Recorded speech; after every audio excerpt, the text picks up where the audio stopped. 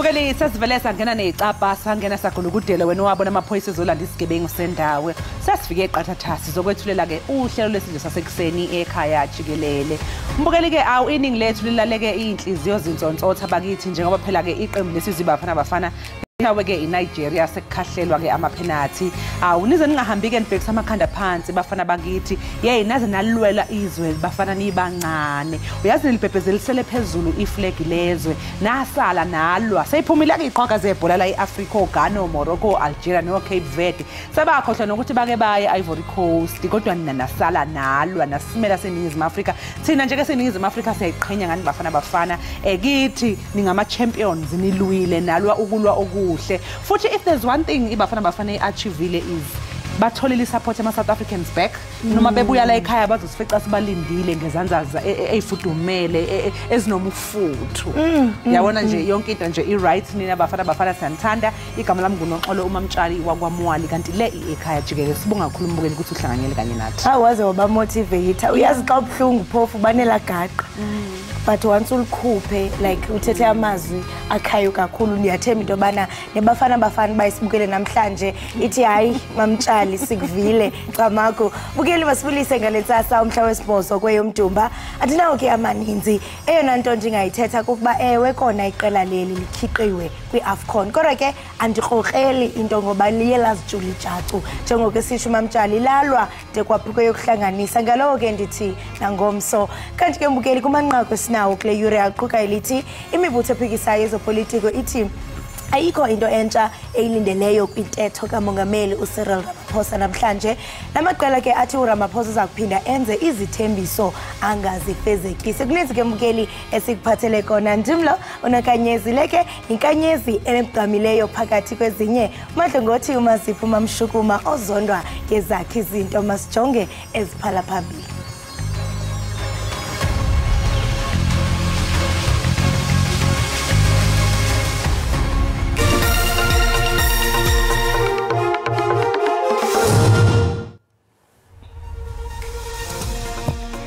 Namhlanje wakabehla azobethe nje okumengameli wezwe uCyril Ramaphosa njengoba ezobe ethula inkulumo ayibhekise ezweni. Le nkulumo izokwethulelwa ehholo ledolobha iKapa. President will announce the election date within 15 days.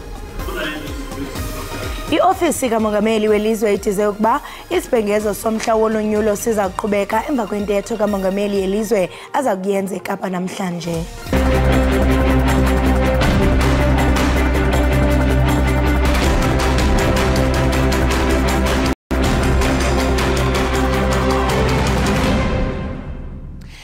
Amaqembu aphikisayo kuleli athi akukho kusha akulindele enkulumweni kaMengameli wezwe uCyril Ramaphosa ayibhekise esizweni azoyithula namhlanje. Lamaqembu athi uRamaphosa uzophinda enze izithembiso angeke ayifeze.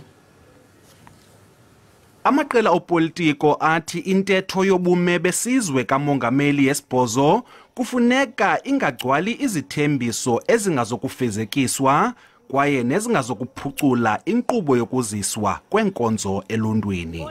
We've heard him talk about load shedding, curbing unemployment, bettering education, getting the SOEs right. But very, very little has happened in the last year. Lamaqela athi afuna umongameli aphelise ingxaki yocimicimi yombane, kudalwe amathuba emisebenzi, kuphuculwe imfundo nezempilo kwaye kuhlengahlengiswe neenkampani zikarhulumente. Last year we were told that by the end of the year there will be no load shedding in South Africa. Lo and behold, we still are suffering because of load shedding. Silindele ukuphinda izithembiso ezingaphumezekiyo. Silindele ukuxelwa izinto ezingeyonyani. Silindele ukwenzelwa izithembiso kaloku ngoku siya kwi-elections. Kulindeleke kuba umongameli aphinde anike ingxelo ngeenzame zokuhlumisa ezoqoqosho. The Freedom Front Plus would actually expect from the president to tell the people of South Africa how he is going to ensure that those crises are going to be solved. As a start, the president must address our economic growth crisis. We need to ramp up our public investment in infrastructure and provide access to funding to stimulate entrepreneurship. The Ramaphosa administration has dismally failed South Africans. The unemployment rate as we speak stands at 31.9%. Eminye imibutho kwaye nemanyano zabasebenzi zithi zifuna i-basic income grant yewaka ngenyanga kwabo bangathathi ntweni.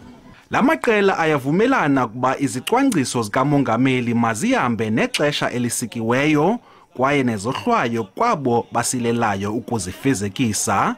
Kulindeleke kuba umongameli agangathe kwimpumelelo zeenkqubo zophuhliso zikarhulumente.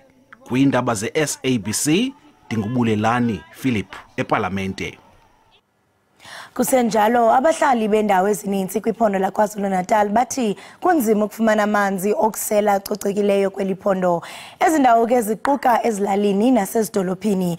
Ezizikhalazo ke zikhokelele kuqhankqalazo kwezinye indawo. Babongoza ke umongameli uCyril Ramaphosa ukuba athi thaca etafileni amanyathelo aza kuwathabatha ukusombulula le ngxaki xa esenza intetho engundaba mlonyeni kwisizwe namhlanje. Emasontweni edlule izakhamuzi zaseVerulam enyakatho yeTheku zigcwele imigwaqo zibhekishela ukungatholakali kwamanzi.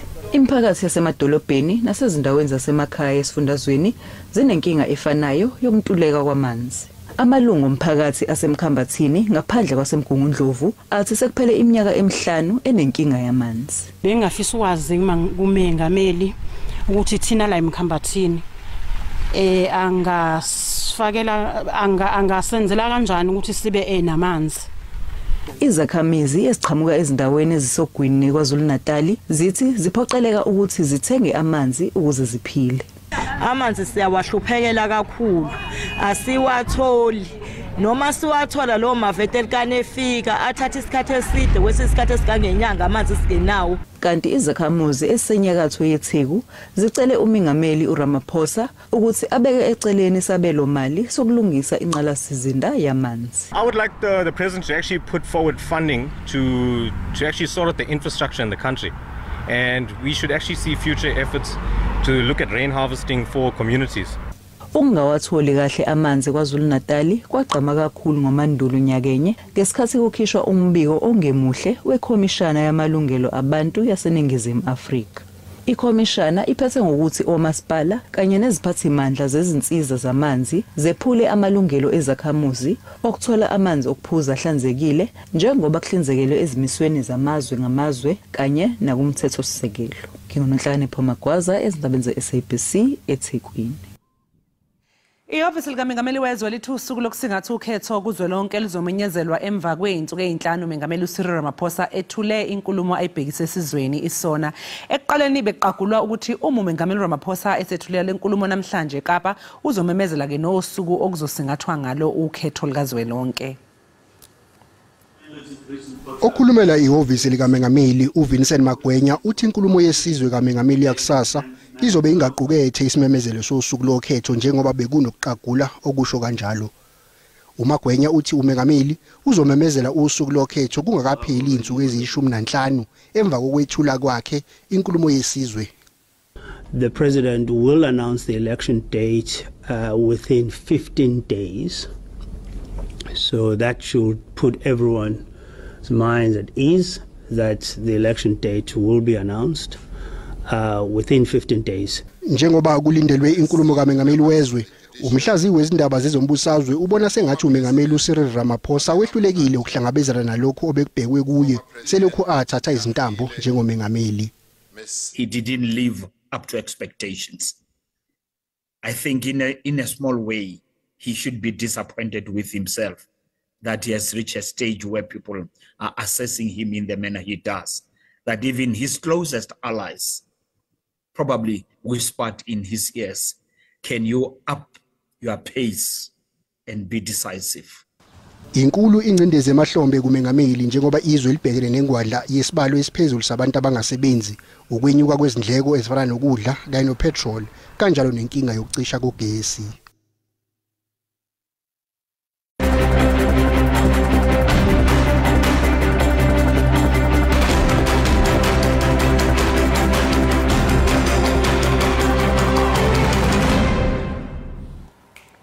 Inkokheli ye-EFF uJulius Malema uthi qinisekile ukuba umbutho wakhe uza kothusa abaninzi xa kubhengezwa iziphumo zonyulo lukazwelonke ebethethe mbambaye eMantla eTheku.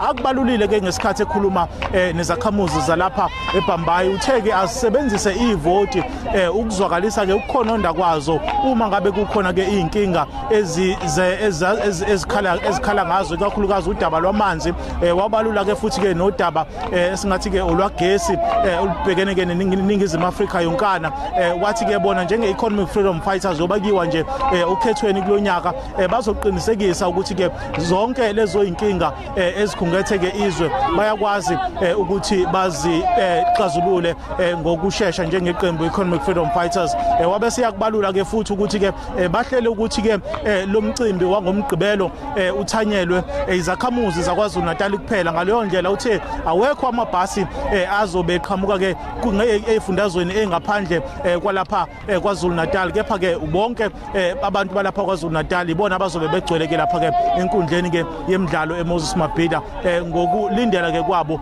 abaholi Economic Freedom Fighters kuzokhumbuleka phela ukuthi ke leli qembu lapha kwaZulu Natal alitholi esingathi ke ukwesekwa uma ngabe siqhathanisa ke nezifundazwe ekubalwa kuzo ke eGauteng lapha kwaZulu Natal ke umnumzana uMalema uyasho ukuthi cha usemkhulu umsebenzi kufanele bawenze kepha kangabazi ukuthi ke ngemuva kwalo lukhetho esizwe yakulona ke kulonyaka bazokwenza kahle kakhulu njengeqembu Economic Freedom Fighters.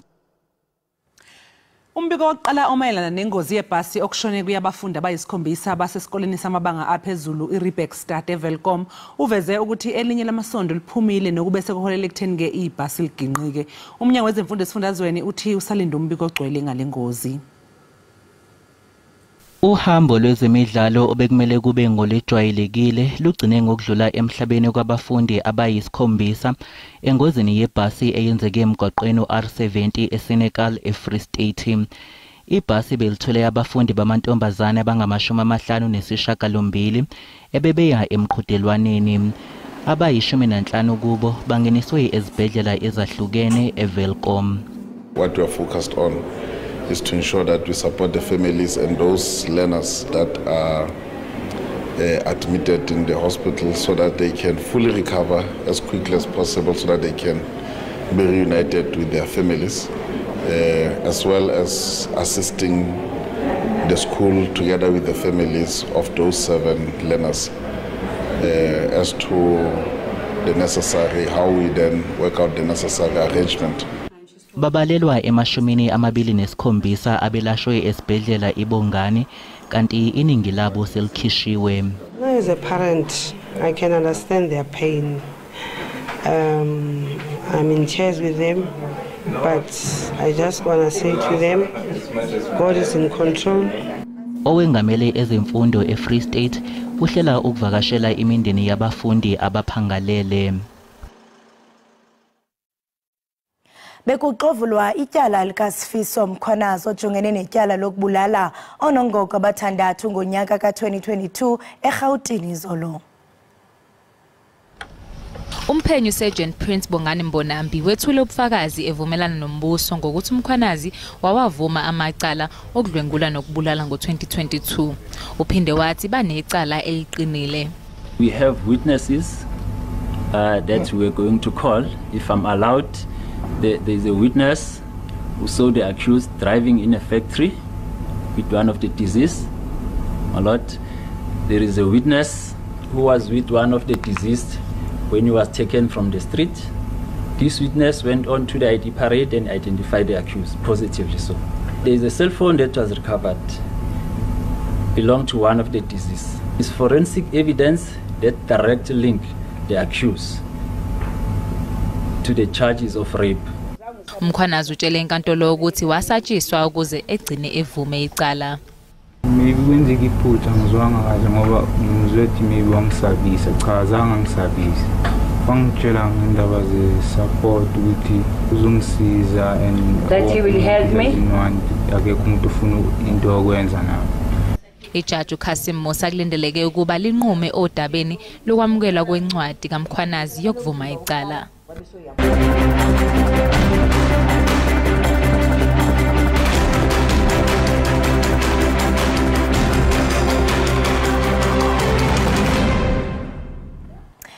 Enkosi kakhulu ngokuhlala nathi nisasibukele apha ekhaya Jikelele. Intatheli ke ze-SABC sithe bazalala eKapa nanjengoko kuza kube kushicilelwa intetho kamongameli welizwe uCyril Ramaphosa naza kuyinikezela ngale njikalanga.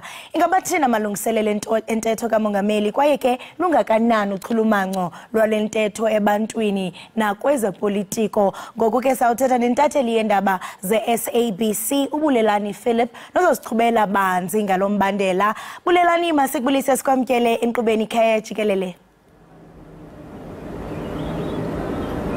Bulise kuwe Kholosana kubaphulaphuli. Enkosi kakhulu.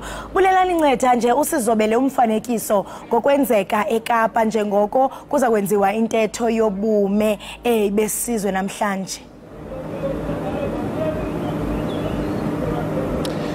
Kholosana ngathi kuwe ndizangqondi isuka ngaphandle kwiholo lalapha eKapa apho ke kulindeleke kuba umongameli wesizwe umongameli Cyril Ramaphosa awise intetho yobume besizwe ngokuhlwa kwanamhlanje apha kweli holo lalapha eKapa. Ndithetha nawe nje ndime apha ngaphandle zakucela ke uxa wami usihle Mkhize akubonise kubana ke sithetha nawe nje amalungiselelo eseleqalile kwaye ke namagosa okhuseleko amapolisa i-traffic officers zithe bazalala sifuna ukuqinisekisa kuba yonke into eza kuqhutywa namhlanje ihamba ngokwendlela. Kodwa ke into esiyilindeleyo ekuhambeni kwemini yanamhlanje yokubana ke umphathisi wamapolisa umnomzana uBhekicele ukubana ke yena aze azokunika ingxelo yokubana mhlawumbi ingaba isizwe sikulungele ukusingatha lo msitho wanamhlanje ingakumbi kulomba wokhuseleko. Into ke enza ithetha into yokubana ke iParlamente yona iqinisekisile kubana yonke into iza kuhamba ngomumo kwaye iliqule yaligangatha kumalungiselelo kwaye ke le mini yanamhlanje ithi iza kukhatshwa ngomsitho okhethekileyo oza kubalula ke abantu ebeke baphatha ngaphambili ababalula oyesakuba ngumongameli weli umnomzana uThabo Mbeki kwaye nomnomzana uKhalima Mutlande kwaye ke lesimemo ke siyasaziswa nakuye ke umongameli oyesakuba ngumongameli weli umnomzana uJacob Zuma kwizinto ke ezilindelekileyo kuba umongameli akhankanye kuzo kubana ke mhlawumbi umgaqo nkqubo wakhe okanye isicwangciso aza kuza nazo for ulonyaka ingakumbi ngexesha sesijongene nonyulo ingakumbi ke amaqela aphikisayo afune kuba mhlawumbi aze neqhinga aza kuthi mhlawumbi akwazi ukuphelisa ke le ngxaki iphethe isizwe yokucimicimi yombane i-load shedding ngelamakhumsha ngokuba lento ithi ichaphazele ukuhlumisa imeko yezoqoqosho nto leyo ke eza kuphinde ithi ichaphazele kwalento yokudala amathuba emisebenzi. Kodwa ke amaqela aphikisayo athi akalindelanga nto intsha eza kuthethwa ngumongameli nto leyo abayilindeleyo kubana ke uza kuza nekizithembiso angazokukwazi ukuzifezekisa kwaye ke nanjengoko ba kujongene nonyulo ngoku kulindeleke kubana ke ba asebenzise le ntetho yakhe kubana akhampeni okanye aqhube inkqubo yokugaya ivoti. Kodwa ke umongameli yena kwelakhe icala kulindeleke kubana ke agangathe kwizinto urhulumente wakhe azenzileyo ekuqinisekiseni izithembiso azenzileyo ngaphambili zithi zifezekiswe ngurhulumente wakhe. Kholosa. Enkosi kakhulu Bulelani kuyavakala usitsho into yokubana yonke into ibonakala ngathi ihamba ngomumo njengoku usitsho into yokubana emva kwemini naye umphathiswa wesipolisa uBhekicele uzobe khona iqinisekisa into yokubana kulungele ngoku kusingatha kwaye siyaqonda into yokubana ke kuzoba khona nezitilato ezizawuthi zivalwe ukuqinisekisa ukhuseleko njengoko ke Bulelani kubonakala ngathi izinto zihamba kakuhle. Ndiyafuna uqonda ke ngoku into yokuba ahamba njani amalungiselelo kwelenu icala njengentatheli ingaba nikulungela ukujongana nomsebenzi? Kholosa iza kuba imini ende nanjengoko ke singamaqela bakhona abazawungena ngoku ekseni babe khona abazawungena emini bekhona ke abazawubopha ibhayi pha ngokuhlwa kwanamhlanje. Wena ke mphulaphuli nawe mbukele ekhaya qiniseka uhlala kwezindaba ze-SABC apho siza kuphakela zona zishushu sisiza ngqo apha eKapa. Kholosa. Ndicela nje usicacisele Bulelani ubana mhlambe umbukele ekhaya ngenkqubo ekumele uba nizilandele nizintatheli ukuze nishicilele le ntetho kamongameli kakuhle. Niqala nini kwaye nibekwephi njengokusisho into yobana abanye bazawuthi bhazalala kumaphondo ngamaphondo ahlukileyo kanti ke kuvalwa kuphinde kuvulwe nini eParlamente Bulelani? Kholosa mandithi lo msitho ngoyena ubalulekileyo apha ke kwikhalenda yalapha eParlamente ngokubana ke uthi adibanise izigaba zontathu zolawulo zikarhulumente ezibalilwa ke inkokheli zikarhulumente phaa kundlungulo ePitoli kwakhona ke nenkokheli ze-judiciary inkundla zamatyala kwakhona ke naba benza imithetho apha eParlamente. So kubalekile into yokubana ke siyithathele ingqalelo into yokubana inqabile into yokubana ke zidibane zontathu ezizigaba zolawulo zikarhulumente phantsi kwendlu enye. Kodwa ke le ntetho yobume besizwe kamongameli ngeyona mini ilindeleke kakhulu apha kule khalenda yalapha eParlamente.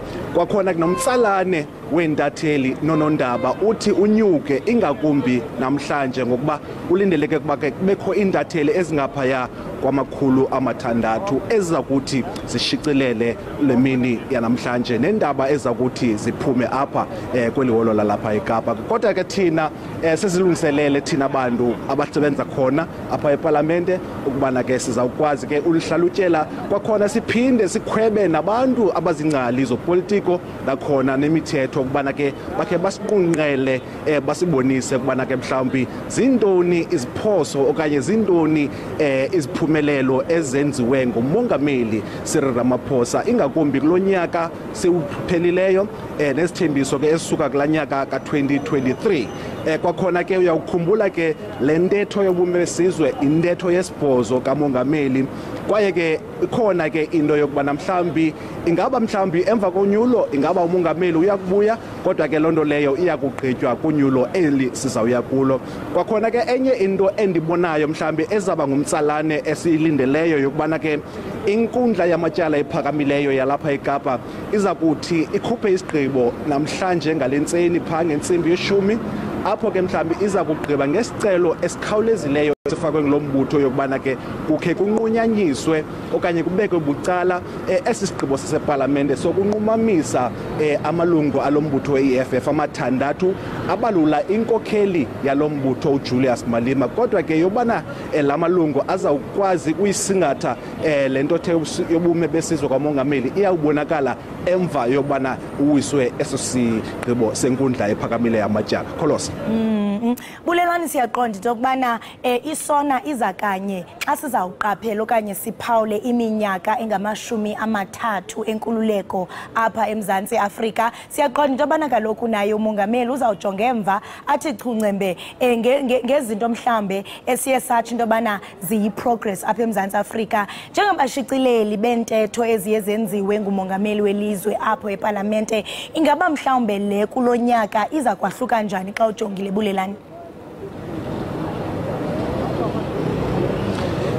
Andiqondi ukubana umongameli uza kutyeshela kude kwinto esoloko eyithetha yokubana ke urhulumente wakhe ufuna ukukhawulelana neengxaki ezijongene nabemibeli ingakumbi ukulwa intlupheko kwaye nentswelangqesho nokungalungani kobutyebi babantu balapha ekhaya.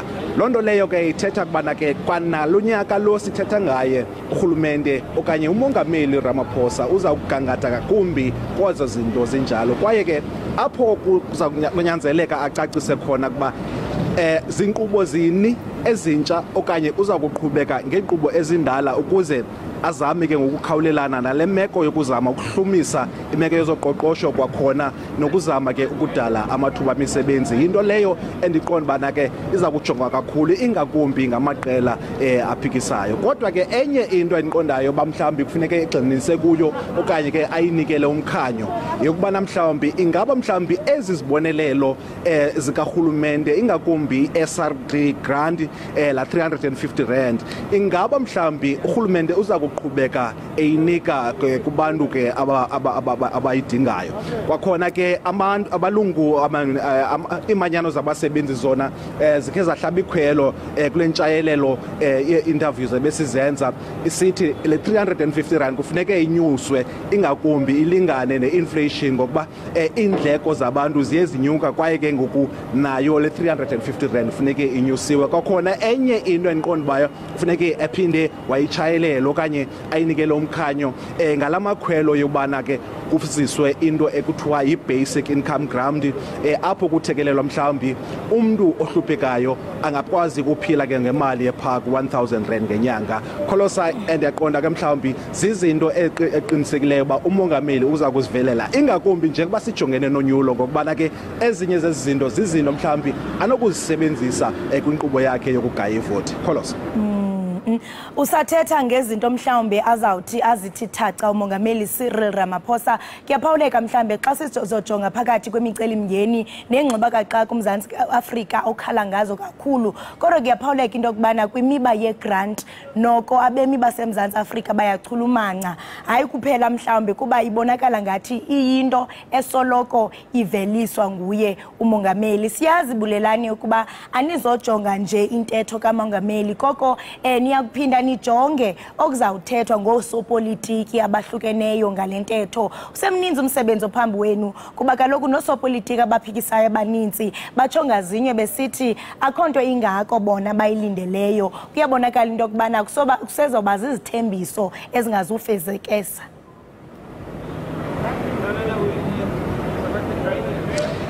Ndiyakuthembisa Kholosa iyawuthi iqina lemtseni yanamhlanje ke sikuphathele kwaye sikuhlalutyele sikwayakhweba kwakhona ke nengcaphephe ezikwaziyo lomthetho walapha eMzantsi Afrika kwakhona nemigaqo-nkqubo elawula ingakumbi elicandelo le-social development, icandelo lezobuntlalontle. Ndiza kuphathela ke umnumzana uDex Voslande kule yure izayo ongumhlalutyi wemiba yemigaqo-nkqubo karhulumente apho aza kusicacisela banzi ngezi policies karhulumente zokwazi ukuncedisa abantu abangathathi ntweni. Kholosa.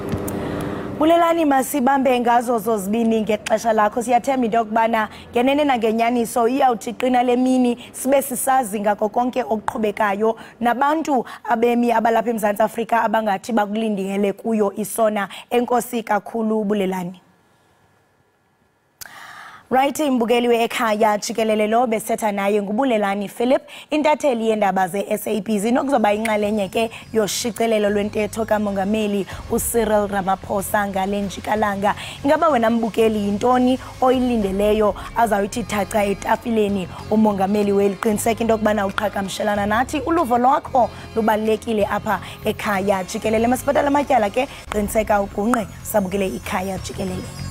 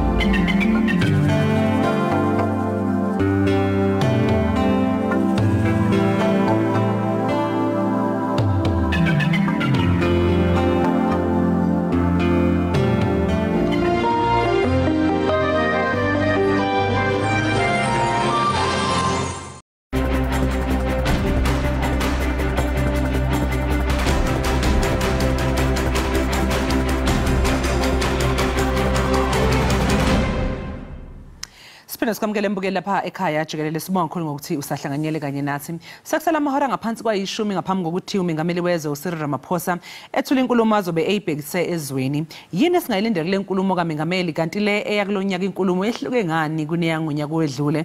Ukuthola kabanzi ngalokhu siqhumana nongodi wezombusazwe uDokotela uSolwazi uNtsikelelo Breakfast okhona le eKapa esifundazweni iWestern Cape. Solwazi asikubingelele sikwamukele ohlelweni sibonga kakhulu ke ngesikhathi sakho namhlanje ekseni. Ngizibusele konference nabaphulaphuli. Solwazi kuyavotwa kulonyaka. Engabe indlela umengameli azoyithula ngayo lenkulumo uzobe ekubeka engqondweni ukuthi kungekudala kuzosingatha ukhetho likazwelonke lapha eNingizimu Afrika? Wemsasazi sibonile isithethe sakamongameli izolo bawuyakhumbula esithi in 15 days umongameli uzakwenza isibhengezo kanye i-announcement bangaba unyulo lizawubanjwa nini na. Because sikwi cycle yethu ye election kanye yonyulo, so londo le ikumgaqo seseko i-constitution iyamyalela umongameli bangaba maka bengeze usuku lonyulo. There is no way akanongayaza nyaka unyulo ibala londo le party andifuna umgxeka for unga-announce i-date because sinelungelo i-IEC inelungelo lo continuation ibambe i-registration as long as umongameli ngekayenzi i-announcement, so i-advantage bangaba angayi-announce early i-date yo renewal party izolo sivile i-spokesperson sithi baba in 15 days uzakwenza isibhengezo. Yiziphi izinto Solwazi okulindeleke ukuthi umengameli wezwe agxile kuzo kule nkulumo yakhe yakulonyaka? Intetho kamongameli iba yohluleka kabini ifocus on imiba yangaphakathi esizweni sethu, intsholongqesho, indlala kunye nongalingani kwabantu, into ekuthiwa security threats, inequality, poverty, unemployment. But into yokade ngeqini yombane I'm sure izawuba pha into indlela i-SOEs eziqhuba ngayo, umba wohwaphilizo, umba ohlukunyezwa kwabantu ababhinqileyo ibalekile kumele emsasazi because imbali abantu ababhinqileyo imbali yokunyashwa kwamalungelo abo. But also uzawufocus on imiba yangaphandle, especially la judgment ye-ICJ ya ibhekise kwi-Israel bangaba mayibeke i-provisional measures so preventa ubulawa kwabantu abaninzi lento yi genocide neminye imiba ke yonyasho kwamalungelo abantu ngaphesha kwelwandle lento yi-abuse of human rights which is part of foreign policy yethu, nenye imiba eyenzekayo kwi-United Nations. Yeah, but izawuba balanced, normally ba balanced, so focus on domestic affairs and also on the international front. Engabe lenkulumo ke izolibuyisa ithemba Solwazi labantu bakulelizwe kodwa ababhuqabhuqwa indlala, ubugebengu, ubudlalubi, i-load shedding ayipheli, abukho umsebenzi, intshihleze emakhaya isebenzi. Esifundazweni nje saKwaZulu-Natal umphakathi walapha ePhoenix kade ukhala kuyihulumeni ukuthi awunamanzi. Kwezinye indawo sekuphela iminyaka emihlanu kungaphumi amanzi, bathi amavati erikana afike emva kwenyanga. Benxenxa bethi nabo balindele ukuthi kule nkulumo namhlanje umongameli uzothinta ekutheni athathe kube nemali ayithumela lapha ekutheni kwazi ukuthi kulungiseke ingqalasizinda eNingizimu Afrika nje yonke yonkana. Abantu lizobuya ithemba emva kokulalela lenkulumo kaMengameli. I think umongameli at some point if yakhumbula ungena kwakhe ungene ngexesha ingathi abantu balahlelela ithemba because of into the way ukhwaphilizo ngelo reportwa ngayo. So ungene ingathi abantu baqondiwe hayi ingathi lithemba kwaba kulintwa yi-euphoria, i-excitement about yena, but izithembiso zakhange azifezekise, khange honorishe i-commitment zakhe. Umzekelo intsholongqesho wayethe bangaba iqoqosho lizawukhula li-addresse into ye-unemployment, khange yenzeke into leyo.